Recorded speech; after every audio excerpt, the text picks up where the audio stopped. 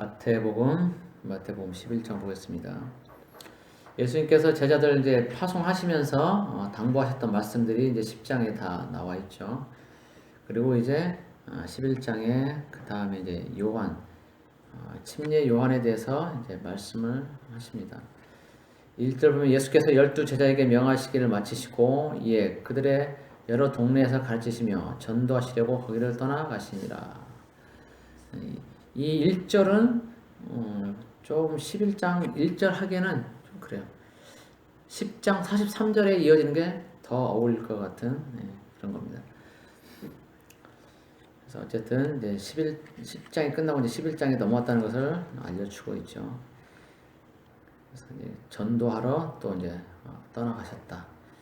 그러면서 2절부터는 요한에 대해서 이제 얘기를 하는데, 침례 요한에 대해서 요한이 옥에서 그리스도께서 하신 일을 듣고 제자들을 보내어 예수께 여짜오되 오실 그이가 당신이오니까 우리가 다른 일을 기다리오리까. 자, 요한이 이제 옥에 갇혔죠. 헤로당 결혼 문제를 시비 걸어가지고 이제 옥에 갇히게 되죠. 그런데 옥에 갇혀서 예수님이 하신 일들을 듣게 됩니다. 그러면서 요한이 생각했던, 그리고 보편적인 이스라엘 백성들이 생각했던 그런 메시아와는 예수님이 다른 행보를 걷고 있는 거예요. 다르게 나타나요. 막 이렇게 좀 우리가 생각할 때는 이제 좀 군대도 모집하고 의병도 모집하고 이렇게 해가지고 로마 군대에 대적을 해서 좀 독립을 해야 되지 않나 그런 생각을 하는 것 같은데, 그런 생각을 했을 텐데 이제 예수님은 그거하고는 전혀 상관없이 죽은 사람 살리고 병자 고치고 귀신 쫓아내고 이런 것만 한다는 거죠. 그러니까 요한이 볼 때 일반 유대 백성들이 가졌던 그런 생각의 관점에서 볼 때 이분이 내가 말했던 그 메시아가 맞나? 성경에서 예언된, 구약에 예언된 그 메시아가 맞나? 이런 생각이 드는 겁니다. 그래서 요한이 이제 자기는 옥에 갇혔지만 자기 제자들을 불러서 예수님이 가서 한번 물어봐라. 예수님 당신이 그 성경에 예언된 그 오실 메시아가 맞습니까? 라고 한번 확인해봐라. 라고 요한이 얘기를 하는 겁니다. 자, 그래서 예수님이 대답을 해주십니다. 4절. 예수께서 대답하여 이르시되 너희가 가서 듣고 보는 것을 요한에게 알리되 맹인이 보며 못 걷는 사람이 걸으며 나병 환자가 깨끗함을 받으며 못 듣는 자가 들으며 죽은 자가 살아나며 가난한 자에게 복음이 전파된다라. 누구든지 나로 말미암아 실족하지 아니하는 자는 복이 있도다 하시니라. 자, 이렇게 말씀하세요. 그러니까 가서 너희들이 본 거 그대로 요한에게 얘기를 해라. 응? 맹인이 본다. 못 걷는 사람이 걷는다. 나병 환자가 깨끗함을 받는다. 못 듣는 자, 귀머거리가 듣는다. 심지어 죽은 자도 살아난다. 그리고 가난한 자들에게 복음이 전파된다. 이거를 얘기하는 거예요. 이건 누가 할 수 있는 거예요? 이거? 일반 사람들이 할 수 있어요? 못해요. 이거는 하나님의 권능에 속한 거예요. 오실 메시아만 할 수 있는 거라고, 이 일들은 실제적으로. 누가 귀머거리를, 눈먼 사람을, 죽은 자를 어떻게 살려내요? 이스라엘 역사상에 그런 일이 없었다라고 이 회중들이 그렇게 증언을 하고 있잖아요. 지금까지 예수님이 하신 일들을 한 사람이 해왔던 사람이 아무도 없다. 여태까지. 예수님이 그 일을 지금 하고 있다. 예수님이 오실 메시아가 맞다라고 회중들이 그렇게 얘기를 할 정도예요. 그러니까 그 전까지는 아무런 이런 일이 없었다는 거예요. 병 고침 받고 귀신 쫓아내고 이런 일이. 지금 예수님이 그 일을 하고 계신단 말이죠. 메시아로서. 하나님으로서 하고 계신다는 거예요. 그래서 그거를 보고 들은 대로 너희 가서 전하면 요한이 알 것이다 라고 얘기하는데, 예수님은 요한이 지금 실족했다라는 말씀을 하고 계시는 거예요. 요한 네가 지금 기대했던 메시아 그런 모습을 내가 안 보여주니까 지금 실족했지? 그러나 내가 진짜 메시아야. 내가 하는 것들을 보고 듣고 너희가 실족하지 않으면 복이 있는 것이다. 나를 메시아로 너희가 알아보고 인정할 때 너에게 복이 있다라고 주님이 말씀하시는 거예요. 요한이 자기 제자들 예수님께 보내서 확인한 거는 자기가 가지고 있던 정치적인 메시아상과 맞지 않았기 때문에 이제 실족해서 아이고 이거 내가 바랐던, 내가 예언했던 메시아가 아닌 게벼 이렇게 되는 거예요. 그래서 실족해서 예수님께 확인을 하러 간 겁니다. 제자들 보낸 거예요. 예수님이 이제 본질적인 얘기를 해주죠. 본질적인. 너희들이 바라는 메시아가 아니라 성경에 예언된 진짜 메시아가 어떤 모습으로 와야 되는지를 봐라. 내가 지금 그걸 하고 있다. 라고 알려주라는 거죠. 요한에게.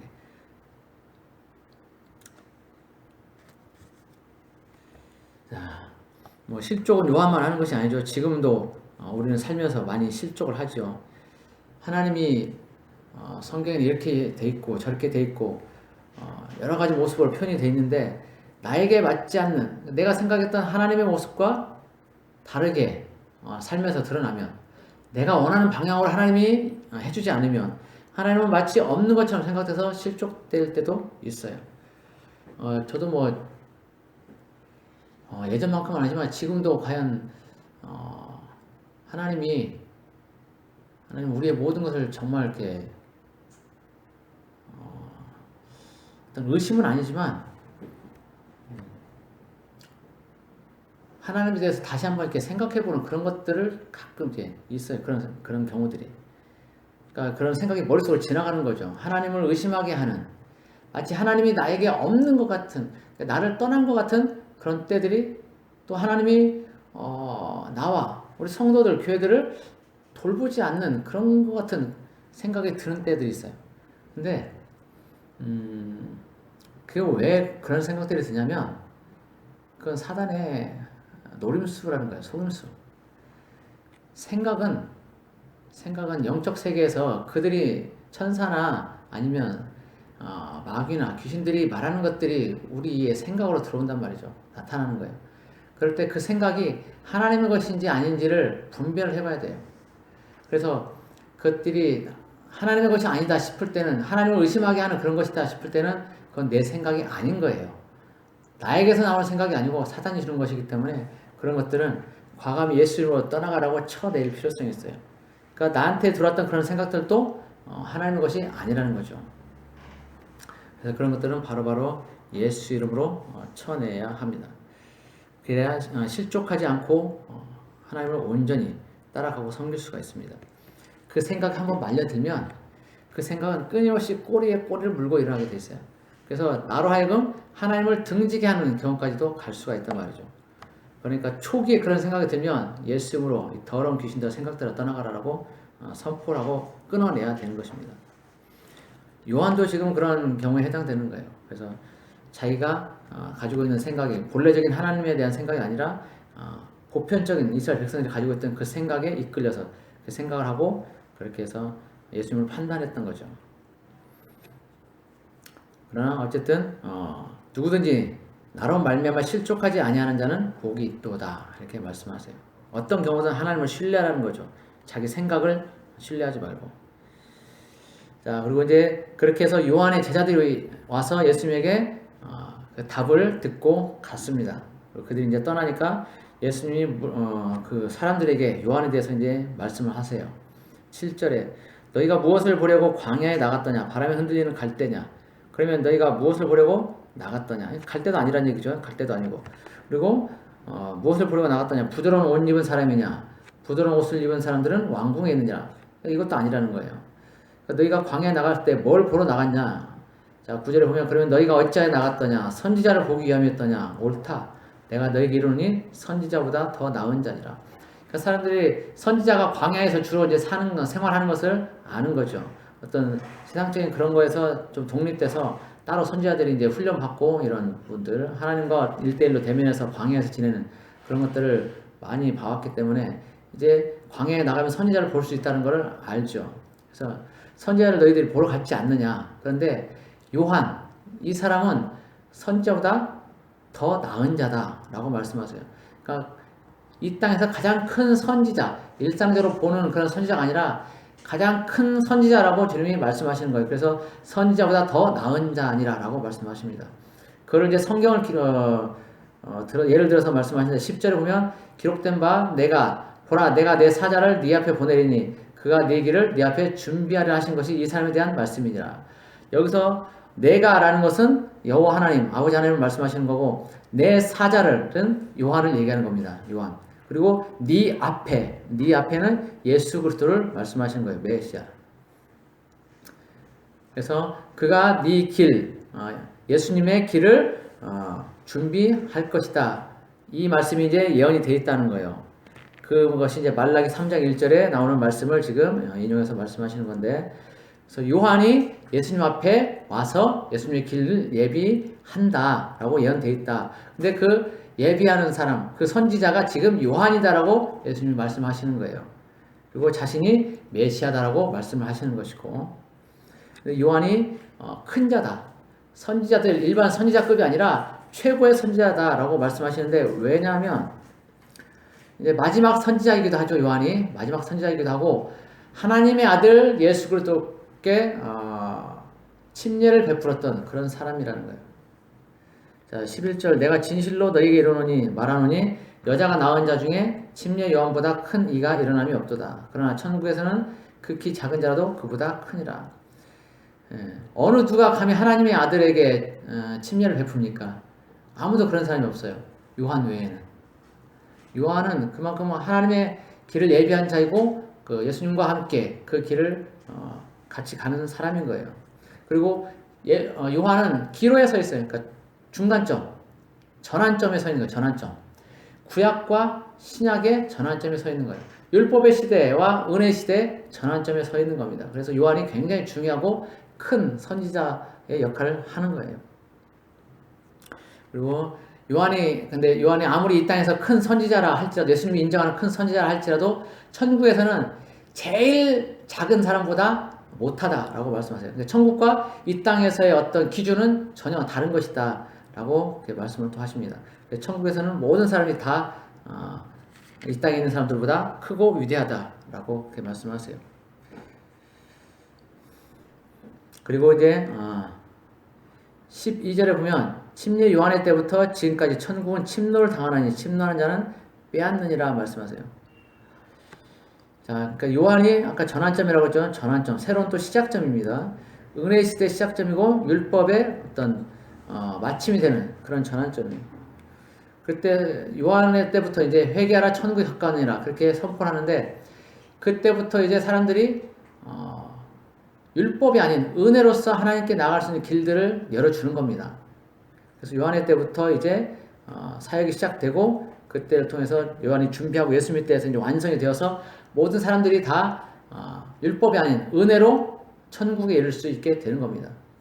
전에는 율법을 지켜야만 한 사람들이 이제 천국에 이를 수 있다고 생각하고 그렇게 율법을 열심히 지켰지만, 결국은 그렇게 율법이 온전히 자유하게 하지 못했죠. 예수님이 오셔서 모든 걸 자유케 하셨는데, 그래서 모든 사람들이 이제 하나님의 은혜로 천국을 침노해서 들어갈 수가 있는 거예요. 누구든지 천국을 침노해서 들어갈 수가 있겠어요. 그러니까 제한이 없어요. 제한이. 그 전에는 율법이라는 어떤 제한점이 자꾸 있었는데, 그것을 통해서 천국을 갈 수 있는 그런 것들이 이제 열리고 그러는데, 이제는 요한의 때부터는 예수님을 통해서 완성되어서 그 이후로는 모든 사람들이 누구나 예수만 믿으면 천국을 온전히 다 갈 수 있는 길이 열렸다는 겁니다. 그래서 천국이 그만큼 침노를 당하고 있다는 거예요. 모든 길이 열렸다는 거예요. 넓게. 그리고 모든 선지자와 율법이 예언한 것은 요한까지니 만일 너희가 즐겨 받을진대 오리라 한 엘리야가 곧 이 사람이니라. 귀 있는 자는 들을지어다. 자, 요한은 구약입니까? 신약입니까? 요한은 지난번에도 한번 얘기했었죠. 여기 13절에 모든 선지자와 율법이 예언한 것은 요한까지니. 요한까지. 그러니까 선지자와 율법이 있는 시대는 구약 시대예요. 구약 시대. 그것은 요한까지라. 그러니까 요한까지도 구약에 해당이 되는 거예요. 그래서 이 말은 무슨 말이냐면, 선지자와 율법이 예언한 것은 요한까지라는 것은 요한이 와서 이제 비로소 그 모든 것들을 전환시킨다라는 거예요. 자, 구약시대 선지자와 율법이 예언한 게 뭡니까? 예수 그리스도 메시아가 오신다는 거잖아요. 이 땅에 메시아가 오신다는 거예요. 그런데 그 메시아가 오심을 준비한 자가 누구예요? 요한이에요. 요한. 바로 직전에 준비한 자가 요한이라는 겁니다. 그래서 모든 선지자와 율법이 예언한 것은 요한까지. 그러니까 아까 말라기 3장 1절 10절에 나오는 보라 내가 네 사자를 네 앞에 보내리니 그가 네 길을 네 앞에 준비하리라. 이 말씀이 이제 성취되면서 말라기의 말씀이 성취되면서 이제 온전히 구약의 율법이 완성이 되면서 예수님 때 이제 신약으로 들어가는 겁니다. 그래서 예수님에 대해서 그리스도에 대해서 예언한 것들이 이제 실제가 되었잖아요. 예수님 오시면서 실제가 율법이 그리고 선지자들이 말한 것들이 실제가 되었기 때문에 이제 더 이상은 율법이 필요가 없게 된 겁니다. 완성이 된 거죠. 필요 없다기보다는 완성이 된 거예요. 더 이상의 그러니까 이런 성경적인 그런 예언은 이제 안 나타나게 되는 겁니다. 우리가 가지고 있는 단 한 가지 예언이 있죠. 요한계시록. 요한계시록에 나오는 그 예언은 아직도 유효합니다. 그래서 그건 이제 신약 시대에 예언된 거기 때문에 계속적으로 유효한 겁니다. 율법으로서의 그런 역할은 아닌 거죠. 자, 그래서 엘리야가 와서 엘리야가 이를 준비하는데 메시아기를 준비하는데 그 엘리야가 곧 요한이다라고 그렇게 지금 예수님이 말씀하시고 계세요.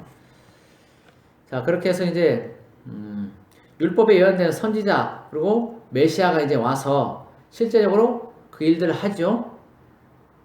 회개라 천국이 가까웠느니라 하면서 천국 복음을 전파하시고 그리고 병든 자 고치고 죽은 자 살리고 귀신 쫓아내고 이렇게 실제 그 천국을 나타내는 그런 일들을 해 나가고 있습니다. 그런데 문제는 사람들이 거기에 반응하지 않는다는 거예요.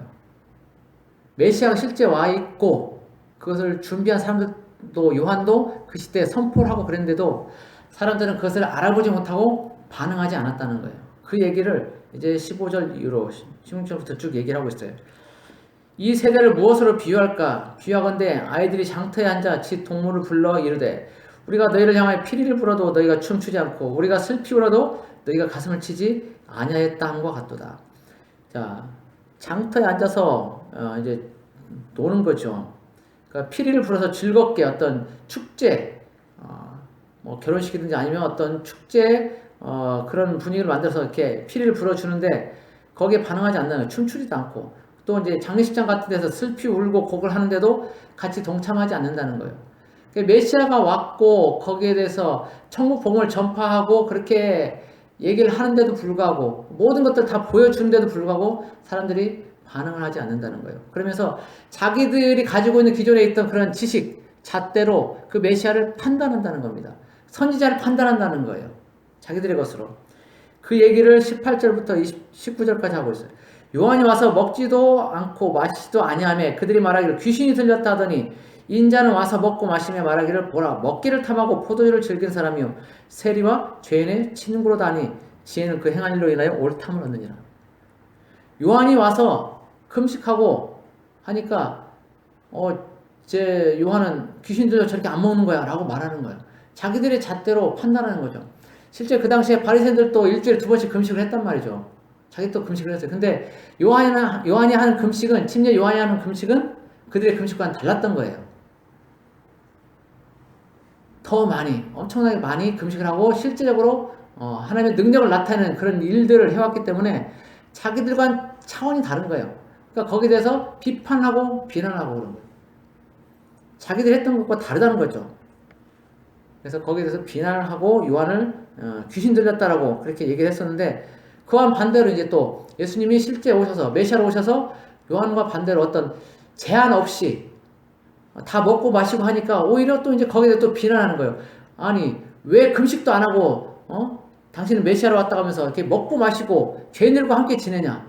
율법에는 죄인들을 가까이 하지 못하도록 그렇게 얘기하고 있고 또 장로의 유전도 그렇게 돼 있는데 왜 당신은 죄인들과 함께 먹고 마시냐? 하면서 예수님을 계속 비판하는 거예요. 요한은 요한대로 지네들 마음대로 마음에 안 든다고 또 비판하고 예수님도 자기들 마음에 안 든다고 비판하는 거예요. 기준이 자기들이 되는 거예요. 성경이 아니라 하나님의 말씀이 아니라 자기들이 가지고 있는 장로들의 유전과 자기들의 생각이 전통이 바탕이 돼서 선지자를 판단하고 요한을 판단하고 메시아를 판단하고 예수 그리스도를 판단하고 이렇게 되는 거예요. 옳지 않다는 거예요. 그것이 옳지 않다.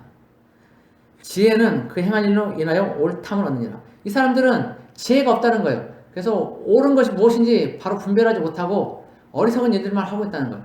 메시아가 왔고 실제 그 메시아를 준비하는 선지자 엘리야가 왔음에도 불구하고 요한이 왔음에도 불구하고 알아보지도 못했다. 이들은 지혜가 없다. 너희들은 지혜가 없는 사람들이다. 너희들이 지혜가 있었다면 그 결과물로 내가 메시아이고 요한이 선지자 엘리야라는 것을 너희가 알았을 것이다. 그러나 너희는 지혜가 없다. 그 결과물이 너희 알아보지 못하기 때문에 그 결과물이 너희가 지혜가 없다는 것을 말하고 있다. 이렇게 그 말을 하고 있는 거예요. 지혜는 그 행한 일로 인하여 옳담을 얻느니라. 만약 그들이 지혜가 있었다면 그들의 결과론적으로 올바르게 그걸 깨달았을 거예요. 메시아가 누군지, 예수님이 메시아인지를 알았을 거예요. 근데 못 깨달았죠. 자, 그리고 예수님이 이제 많은 그 동네에서 권능을 행하셨지만 특히 이제 20절 이후로 보면은 예수님이 그 태어나셨던 그 동네에서 이제 권능을 많이 행하셨던 부분에 대해서 이제 얘기를 하고 있습니다. 사람들이 이렇게 메시아에 대해서 알아보지 못하는 그런 것이 있는데 심지어 그것이 어디서 더 강하게 나타났냐면 예수님이 태어나고 자랐던 그 고향 땅, 어릴 때부터 자랐던 그 고향 땅에서 특히 더 그 일들이 강하게 일어났다는 거예요. 그 얘기를 지금 20절 이후로 하고 있는 겁니다. 예수님이 많은 권능을 행하고 죽은 자 살리고 병자도 고치고 귀신 쫓아내고 이런 일도 했는데 사람들이 못 알아봐요. 반응을 하지 않는 거예요. 메시아에 대해서 반응을 하지 않아요. 그런데 그 일이 예수님이 계셨던 가버나움 그 부근 땅에서 특히 더 많이 일어난다는 겁니다. 왜냐하면 예수님의 태생을 알고 있거든. 사람들이, 동네 사람들이 예수님에 대해서 잘 알아요. 너 요셉과 마리아의 아들 예수잖아. 근데 네가 무슨 하나님의 아들이야? 말도 안 되는 소리 하지 마. 이렇게 말하는 거예요. 그러니까 예수님이 권능을 행하는데 그 권능을 보면서도 인정하지 않는 거예요. 왜? 자기들이 가지고 있던 선지식이 있거든. 예수님은 요셉과 마리아의 아들일 뿐이다라는 그런 것이 있기 때문에 하나님의 아들이 여자의 몸만 빌려서 태어날 수 있다는 것은 생각지도 못하는 거예요. 하나님의 아들이 이 땅에 사람의 모습으로 오셨다는 것은 생각지 못하는 거예요. 자기들이 가지고 있던 그 인간적인 지식만 가지고 판단을 하는데 그래서 예수님에 대해서 배척하고 더 받아들이지 않는 겁니다. 그래서 예수님이 말씀하셔서 책망하십니다. 20절에 예수께서 권능을 가장 많이 행하신 고을들이 회개하지 아니하므로 그때 책망하시되 화 있을진저 고라시나 화 있을진저 벳세다야 너에게 행한 모든 권능을 두로와 시돈에서 행하였더라면 그들이 벌써 베옷을 입고 제한자 회개하였으리라. 여기 나온 고라신과 벳세다는 예수님이 계셨던 가버나움 그 부근 마을 도시들을 얘기하는 겁니다. 예수님의 고향 가버나움 땅 그 주변. 그런데 여기 이제 두로와 시돈이 나오잖아요. 두로와 시돈은 이스라엘 북부 지방 해안가에 있는 항구 도시예요. 흔히 우리 뭐 베니게의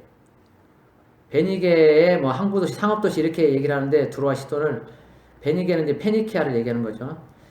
이스라엘 북쪽에 있어요. 북쪽에. 이스라엘 땅은 아니고 이제 이방 땅이 되는 거죠. 근데 거기에는 항구 도시이기 때문에 굉장히 우상 숭배를 많이 하고 음란하고 아주 퇴폐적인 그런 도시입니다. 마치 소돔과 고모라 같은 그런 곳이라고 보면 돼요. 그런데 예수님이 그 고향 땅 고라신과 벳세다에 엄청난 권능을 행했는데 회개하지 않는다는 거예요. 이들이 하나님의 아들 예수 그리스도를 못 알아본다는 거죠. 그게 얼마나 괘씸한 것이냐면 이 두로와 시돈 이들에게 이 땅에 그러니까 고라신과 벳세다에 행했던 그 모든 것들을 소돔과 고모라 같은 그 두로와 시돈에 행했다면 그 사람들은 벌써 회개하고 그 메시아를 알아봤을 거라는 거예요. 근데 너희들은 심지어 나하고 같이 그들보다 더 많은 것들을 보여줬음에도 불구하고 나를 믿지 않는다. 너희들은 정말 악하다라고 주님이 말씀하시는 거예요. 23절에 가버나움아 네가 하늘에까지 높아지겠느냐 음부에까지 낮아지리라. 네게 행한 모든 권능을 소돔에서 행하였더라면 그 성이 오늘까지 있었으리라. 말도 안 될 정도로 엄청나게 많은 권능을 가버나움 그 부근 동네 벳세다 코라신에서 행하셨다는 겁니다. 다른 지방과는 차원이 다르게 고향 땅이니까. 근데도 사람들이 인정을 하지 않는다는 거죠. 하나님의 아들 예수 그리스도를 못 알아본다는 거예요. 반응을 하지 않는다는 거예요. 반응을. 피리를 불어도 춤추지 않고 가슴 치고 애국하지 않는다는 거예요. 울어도 가슴을 치지 않고 애국하지도 않고 같이 하지 않는다는 거예요. 반응하지 않는다는 거예요. 반응하지. 오죽하면 심판날에 24절을 보면 내가 너에게 이르노니 심판날에 소돔 땅이 너보다 견디기 쉬우리라. 그렇게 말씀하세요. 답답하신 거죠. 예수님 생각하실 때. 우리는 지금 여기서 누가 막 살아나고 죽은 사람이 살아나고 병자들이 고침받고 하면은 난리가 날 거예요. 모르겠어. 주님이 혹시 저에게 또 권능을 좀 주셔서 제가 막 죽은 자도 살려내고 막 귀신도 쫓아내고 병든 자 이렇게 다 고치면 이 동네가 난리가 날 거예요 아마. 네. 그때 한 사람당 10만 원씩만 받을까요?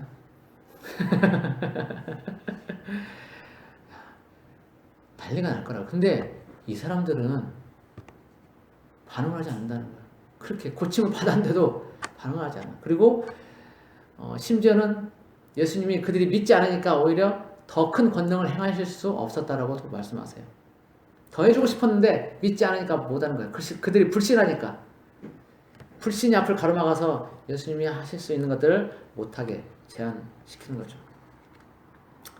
스스로 막아내는 거예요. 스스로. 그들 스스로가. 악하다는 거예요. 악하다는 거. 그런데 이제 그런 것들 그들의 그 악함이 왜냐하면 자기들의 가지고 있던 것 때문에 그래요. 순수하게 모든 걸 버리고 이렇게 받아들이는 게 아니라 자기들이 가지고 있던 선지식 요셉과 마리아의 아들 예수 이런 것만 가지고 있기 때문에 그 이면을 넘어서지 못하는 겁니다. 교만한 거예요. 교만한 거. 그리고 자기들이 가지고 있는 게 맞다라고 하는 그런 교만함. 스스로 똑똑하다고 내가 다 알고 있어. 너 예수잖아. 요셉과 마리아의 아들 예수잖아. 다 알고 있어. 이런 교만함. 이런 것 때문에 그들이 그 선을 못 넘어가는 겁니다. 그런데 만약 그들이 정말 어린아이처럼 순수하게 그 모든 것 예수님이 하셨던 것들을 받아들였다면 그들은 훨씬 더 많은 것들을 누렸을 거예요. 그래서 오히려 이방 사람들 사마리아나 아니면 이방 나라에 있던 사람들이 예수님이 행하셨던 그런 기적들을 보고 오히려 더 혜택을 얻잖아요. 그게 지금도 나타나잖아요. 지금도. 복음의 종주국인 이스라엘은 오히려 예수님을 메시아로 그리스도로 받아들이지 못하고 있고 이방 그 외 다른 나라들은 전부 다 복음이 풍성하게 전해지는 그런 아이러니한 결과를 낳거든요. 지금도 그렇다는 거죠. 이때뿐 아니라 지금도. 그래서 어린아이처럼 순수하게 받아들이는 사람들에게는 그 하나님의 나라, 천국이 예수님이 전한 그 복음이 그대로 들어오는 것이고 그렇지 않은 사람들에게는 스스로 나는 다 알고 있어. 나는 모든 것을 알고 있어. 슬기롭고 나는 지혜로워. 라고 하는 사람들에게는 그것이 제한된다는 거예요. 스스로 제한하는 거죠. 그래서 25절에 보면 그 말씀을 하고 있어요. 예수께서 대답하여 이르시되 천지의 주제이신 아버지여 이것을 지혜롭고 슬기는 자들에게는 숨기시고 어린아이들에게는 나타내심을 감사하나이다. 여기서 이제 이것은 하나님의 그 비밀, 천국 복음을 얘기하는 거죠. 천국 복음. 결국 예수님이 증거하셨던 그 천국 복음을 말하는 겁니다.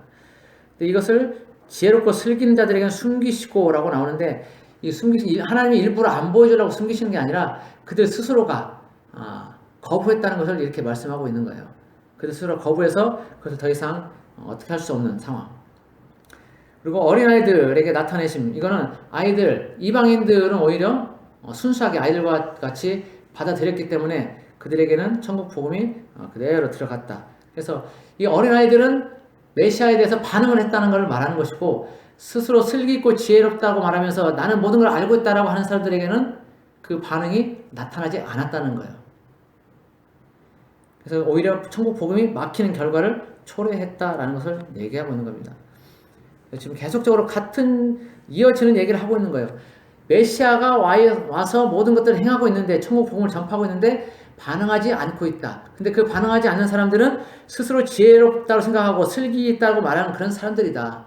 그리고 그런 사람들에게는 복음이 차단된다. 스스로 차단하고 있기 때문에. 그렇지만 반응을 하는 사람들, 어린아이처럼 반응하는 사람들에게는 오히려 그것이 더 나타나고 풍성하게 나타난다는 겁니다. 그것이 아버지의 뜻이라는 거예요. 반응하는 사람들에게 그 복음이 전파되고 그들이 천국을 침노하게 되는 것이 아버지의 뜻이라는 겁니다. 그래서 26절에 보면 옳소다 이렇게 된 것이 아버지의 뜻이니이다 이렇게 말씀하세요. 자 그리고 27절 보면 내 아버지께서 모든 것을 내게 주셨으니 아버지 외에는 아들을 아는 자가 없고 아들과 또 아들의 소원대로 계시를 받은 자 외에는 아버지를 아는 자가 없느니라. 말씀에 반응하지 않는 그런 자신의 소견에 옳은 대로 사는 그런 사람들이 있는데, 또 그렇지 않고 반응하는 사람들이 있는데, 이 반응하는 사람들, 말씀에 반응하고 복음에 반응하는 사람들, 그 사람들은 하나님의 계시가 주어진 사람들이다. 그 계시를 받아들인 사람들이다.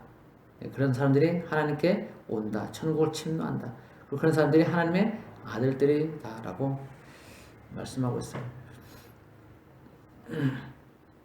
그런데 그렇게 살아가는 사람들, 반응하지 않고 복음에 반응하지 않고 자기 잘난 맛에 사는 사람들 다 보면은 나름대로 이유가 있겠지만 어쨌든 주님 안에 거하지 못하기 때문에 인생에 굉장히 무거운 짐들을 지고 살아갑니다. 특히 이제 이스라엘 백성들은 하나님의 말씀 외에도 장로들이 만들어준 그 유전들이 있어요. 그러니까 성경에서 뭘 하지 마라 하면은, 이를테면 안식일에 일하지 마라 이렇게 하면은 일이라는 개념이 어디까지인지를 모르겠는 거예요. 그러니까 그거를 장로들의 유전으로 세세하게 이제 만들어줘요. 어떻게 몇 킬로그램까지 드는 건 일이고, 몇 시까지 하는 건 일이고, 어떤 것은 일이고, 이런 식으로 이제 구체적으로 해주는 거죠. 근데 그게 너무나 많아진 거예요. 너무나 많아져가지고 사람들이 그걸 다 지키는데 굉장히 힘이 듭니다. 장로들의 유전들, 이런 것들 지키는데 힘들어요. 율법, 유전, 이런 것들. 그런 것뿐 아니라 이제 스스로 인생 살면서 짊어지게 되는 어떤 죄의 문제들, 죄의 고난들, 인생의 고통들, 이런 문제들을 동일하게 그들이 이제 가지고 살아가게 돼요. 메시아에 대해서 반응을 하지 않았지만, 어쩌면 그 결과로 해서 생기는 그런 고통들이 이제 많이 있게 되는 거죠.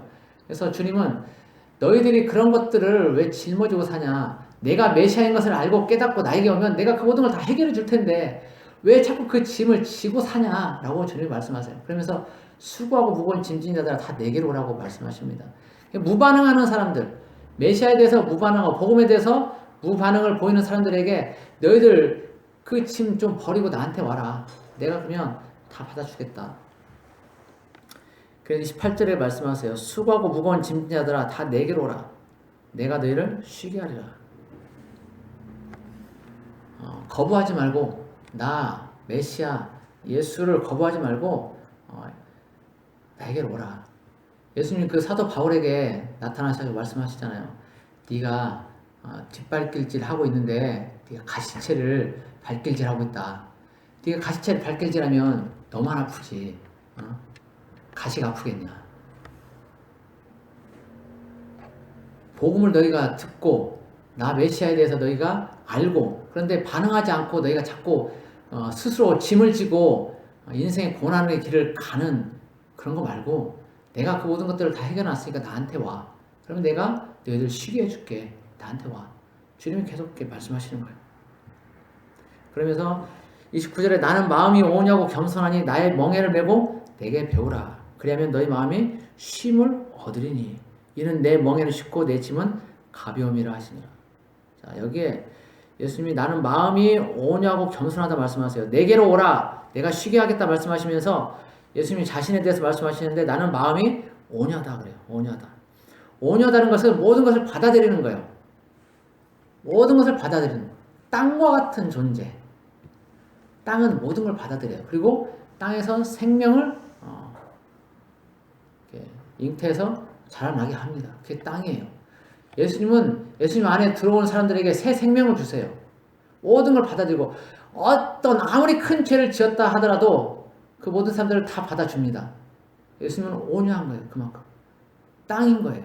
그리고 오는 사람들에게 새 생명을 주는 겁니다. 마태복음 5장 4절에 보면은 그 8가지 팔복에 대해서 쭉 말씀하시면서 4절에 온유한 자는 땅을 기업으로 얻는다 이렇게 말씀하시잖아요. 그 땅, 예수 그리스도. 온유함이에요. 온유함의 대표는 예수님이죠. 물론 이제 사랑의 대표도 예수님이지만 모든 걸 포용할 수 있고, 자 내게로 와라 그랬잖아요. 근데 너는 이것이 마음에 안 드니까 가. 너는 이거 안 되겠어. 탈락. 이게 아니라는 거예요. 예수님은 모든 사람을 다 포용하고 오라는 거예요. 그만큼 온유하다는 거예요. 땅이라는 거예요. 그래서 다 와라, 다 와라 말씀하시는 거예요. 그래서 온유하다라고 말씀하시는 것이고 겸손하다. 너희들이 오면 내가 모든 걸 너희에게 주겠다. 심지어 내 생명까지도 너희에게 주겠다. 그만큼 나는 겸손하다 말씀하시는 겁니다. 다 품어줄 수 있다는 거예요. 다 품어줄 정도로 겸손하다.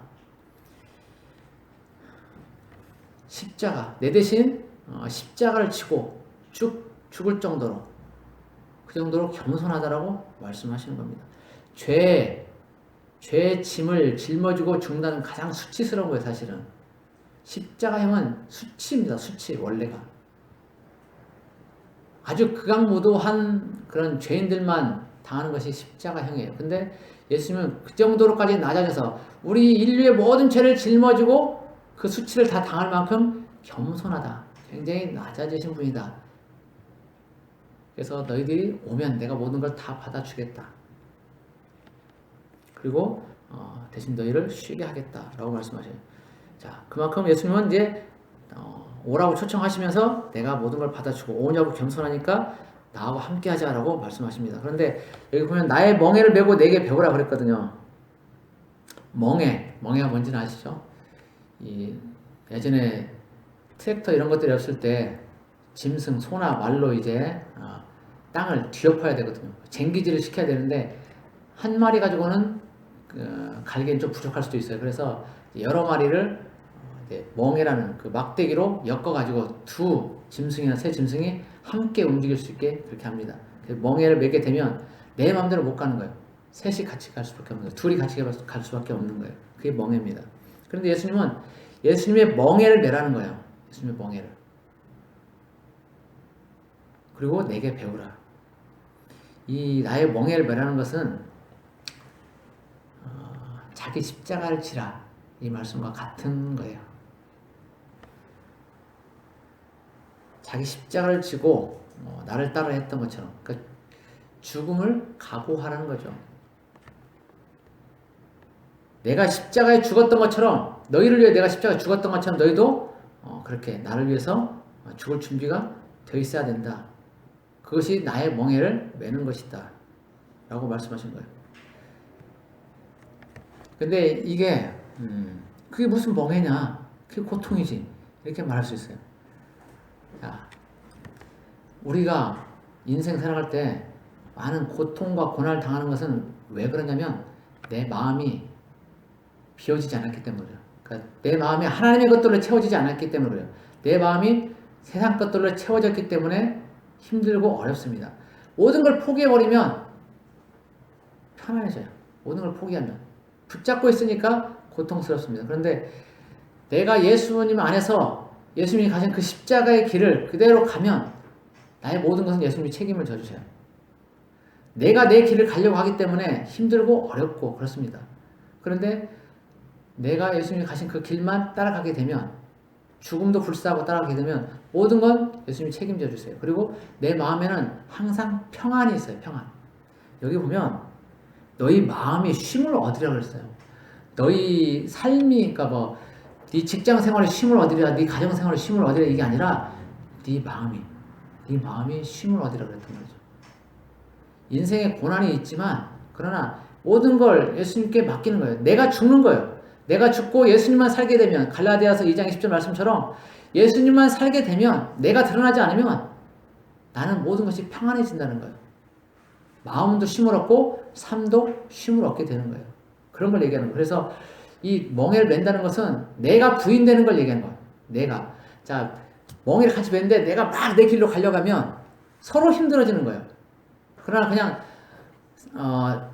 예수님께 멍에를 맡기는 거예요. 예수님이 가시는 길로 내가 그냥 따라가기만 하면 그냥 나는 가기만 하면 되는 거예요. 내가 힘을 쓰지 않아도 돼. 예수님이 다 힘을 쓴단 말이죠. 밭을 갈 때 힘센 소가 있고 좀 약한 소가 있으면 힘센 소가 가는데 그냥 힘 약한 소는 따라가기만 하면 돼요. 그러면 힘센 소가 다 끌고 가는 거예요. 쟁기질 다 하는 거예요.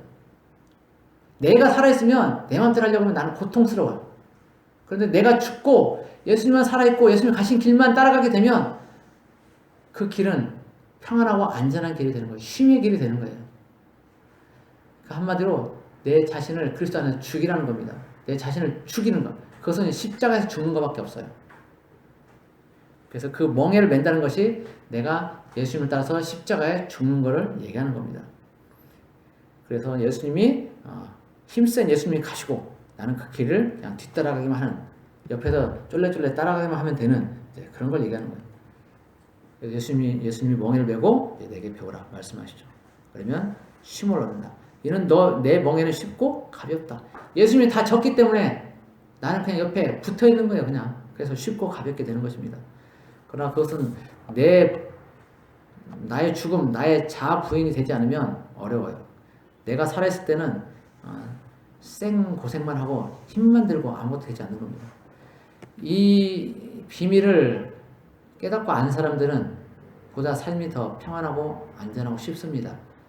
실제 삶은 변한 게 없어요. 사실은 직장생활 힘들고 어려운데 변하는 건 없어요. 그러나 내 마음이 변해.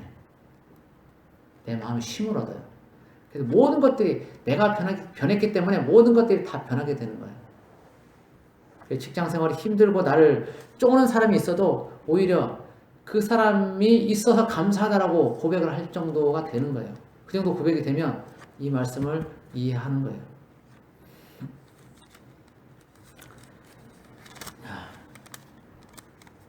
이 말씀의 비밀을 깨닫고 쉼을, 안식을 누리시는 여러분들 되기 바랍니다.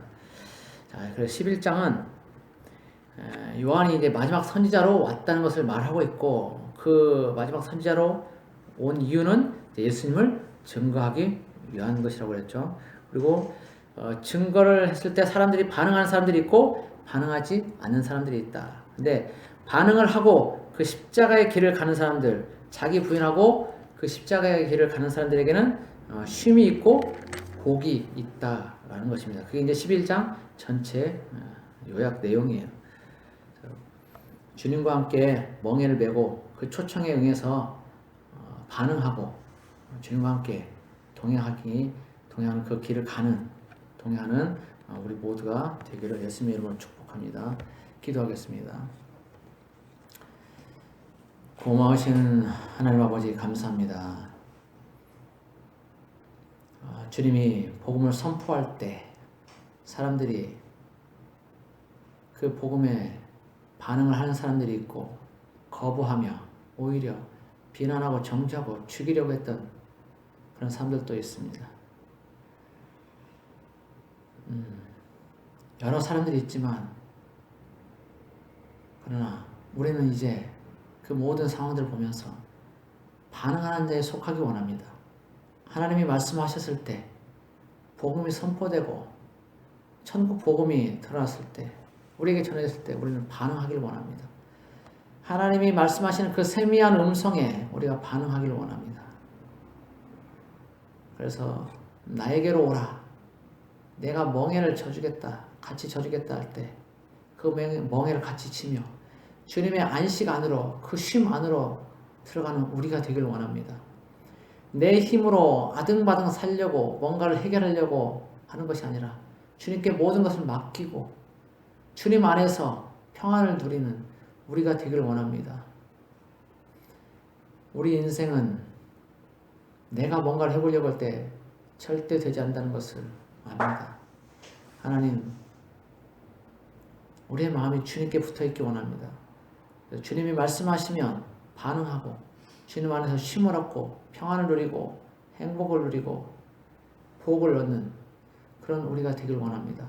하나님, 우리를 붙들어 주십시오. 주님의 품 안에 붙들어 주십시오. 어미새가 새끼새를 품듯이 주님, 우리를 주님 품 안에 품어 주십시오.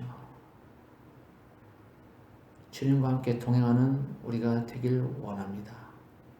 오늘도 함께 주님을 찬양합니다. 감사하며 예수 그리스도의 이름으로 기도드립니다. 아멘.